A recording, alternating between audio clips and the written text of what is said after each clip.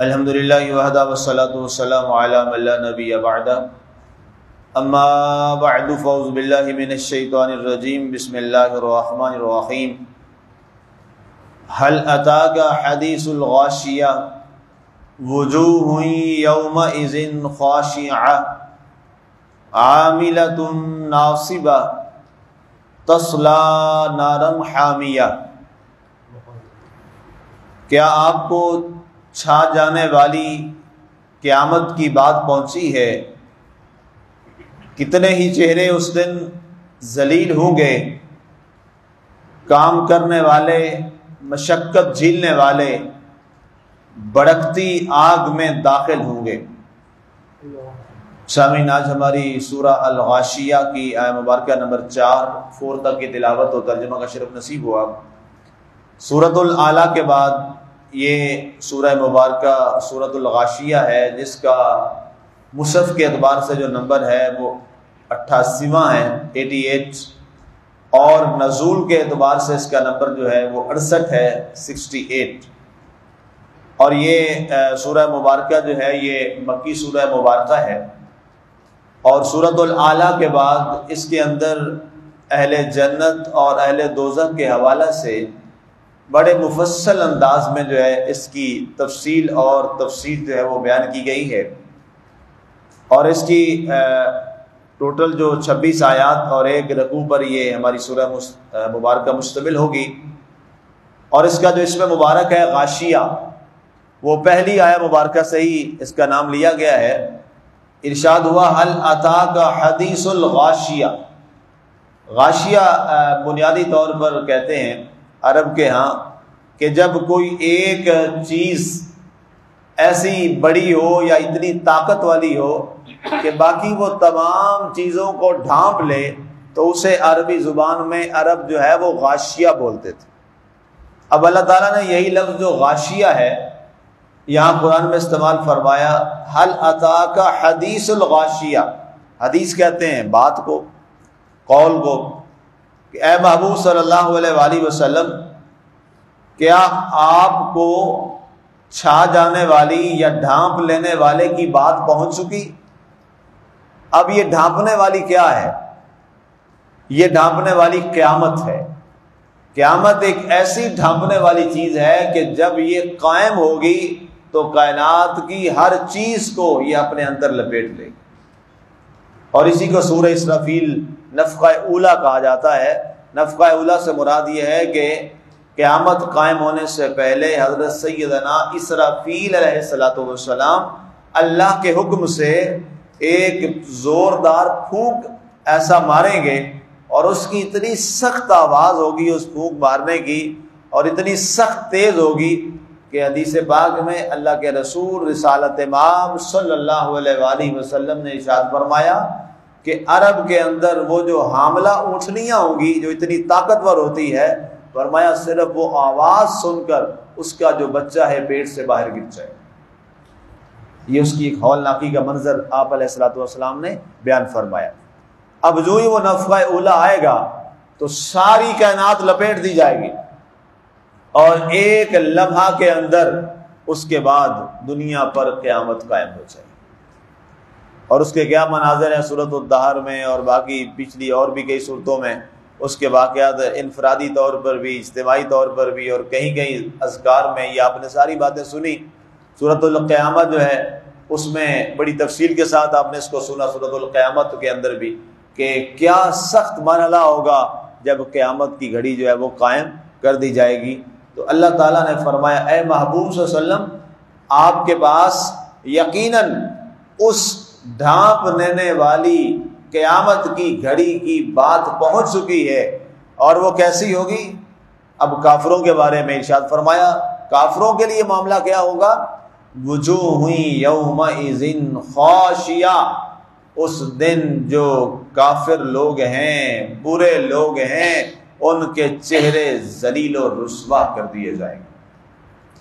اب یہ وہ لمحہ ہوگا جو ان کی رسوائی کا دن ہوگا، جو کفار کا یا ایسے وہ لوگ جو بے عمل تھے ان کے لیے یہ رسوائی اور تباہی کا مرحلہ ہوگا۔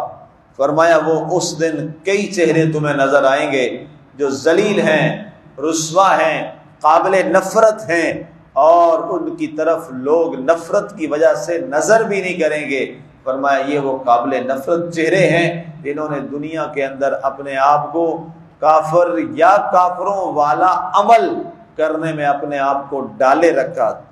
کئی ایسے کلمہ کو ہیں، کلمہ تو پڑھتے ہیں، مسلمان بھی ہو گئے، لیکن وہ جو ایمان کے ساتھ عمل صالح کی شرط تھی اس کو خراب کر دیا، اس کلمے کے تقاضوں کو پورا ہی نہ کیا۔ تو وہاں صرف زبان سے کہہ بھی دیا لا الہ تو کیا حاصل، دل نگاہ جو مسلمان نہیں تو کچھ بھی نہیں۔ جب اس پہ عمل نہ کیا تو فرمایا ان کا بھی اس دن حشر یہ ہوگا کہ ان کے چہرے ذلیل کر دیے جائیں گے۔ اللہ اکبر۔ عاملۃ ناصبہ، اور عامل کہتے ہیں کام کرنے والے کو، ورکر کو، ناصبہ مشقت کو کہتے ہیں، نصب تھکاوٹ کو بھی کہتے ہیں کہ اس دن وہ ایسے ہوں گے کہ کام کرنے والے مشقت جھیلنے والے ہوں گے۔ اب یہ مشقت کے بارے میں حضرت حسن بصری رضی اللہ تعالیٰ عنہ فرماتے ہیں کہ اس مشقت سے مراد یہ ہے کہ اللہ تعالیٰ انہیں جہنم میں ڈالے گا، یہ تو مشقت ہے ہی ہے، اس سے پہلے اللہ تعالیٰ انہیں یوں رسوا کرے گا کہ جہنم میں، دوزخ میں ڈالنے سے پہلے 1000 سال تک اللہ تعالیٰ انہیں، بڑے سخت الفاظ آئے حدیث کا انہوں نے حوالہ دیا کہ 1000 سال تک انہیں ننگے بدن رسوا کر کے، ذلیل اور رسوا کر کے، تباہ کر کے، اور بار بار تکلیف میں، اذیت میں مبتلا کر کے انہیں مشقت میں ڈالا جائے گا، اور ان کی یہ مشقت کا دورانیہ کتنا ہوگا؟ 1000 سال۔ اللہ اکبر، الامان الحافظ۔ فرمایا یہ ان کی مشقت کی گھڑی ہوگی۔ اور دوسرا فرمایا جو شخص بے ایمان ہے، بد کردار ہے، بد اعمال ہے، کافر ہے، مشرک ہے، منافق ہے، فرمایا وہ شخص دنیا کے اندر بھی اپنے آپ کو مشقت میں ڈال لیتا ہے۔ دنیا میں کیسے مشقت؟ اس کو اللہ کبھی بھی دل کا جو اطمینان ہے وہ نصیب نہیں فرماتا۔ جو شخص برا ہے، بد عمل ہے، وہ قلبی طور پہ کبھی مطمئن نہیں ہوتا، اس کو اطمینان قلب نصیب نہیں ہوتا۔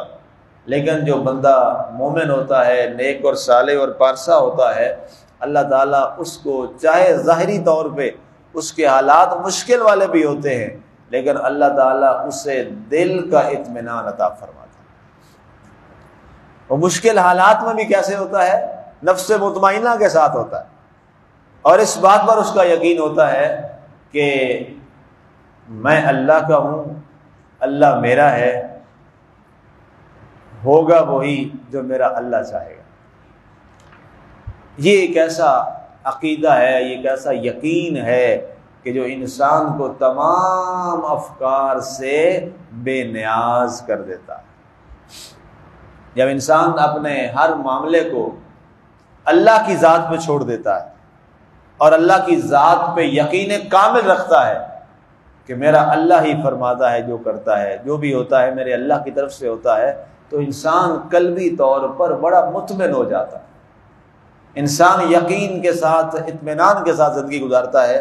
لیکن جو کافر، منافق، مشرک اور بد عمل شخص ہوتا ہے، اسے یہ یقین کی دولت نصیب نہیں ہوتی، اور وہ ظاہری طور پہ آپ کو نظر آئے گا بڑا مطمئن ہے، لیکن اس کا جو دل اور من کی دنیا ہے وہ بڑی بے چین ہوتی، اور وہ بڑا تکلیف میں ہوتا ہے، بڑے دکھوں میں ہوتا ہے، مشقتوں میں آتا ہے۔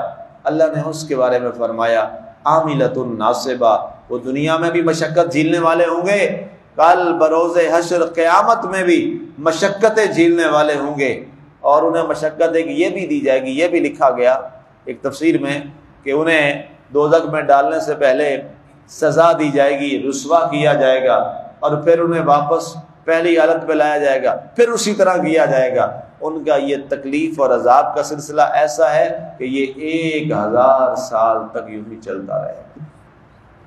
استغفر اللہ، یہ اس طرح ان کی مشقت ہوگی، تسلا نارن حامیہ، اور اس کے بعد انہیں بھڑکتی ہوئی آگ میں داخل کر دیا جائے گا۔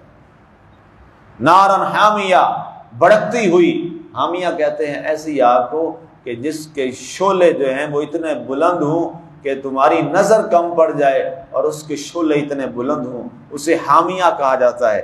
نارن آگ کو کہتے ہیں نارن حامیہ، ایسی بھڑکتی ہوئی آگ اور ایسی شعلوں والی آگ کہ جس کے شعلے جو ہیں وہ اتنی بلندیوں تک پہنچے ہوئے ہوں گے۔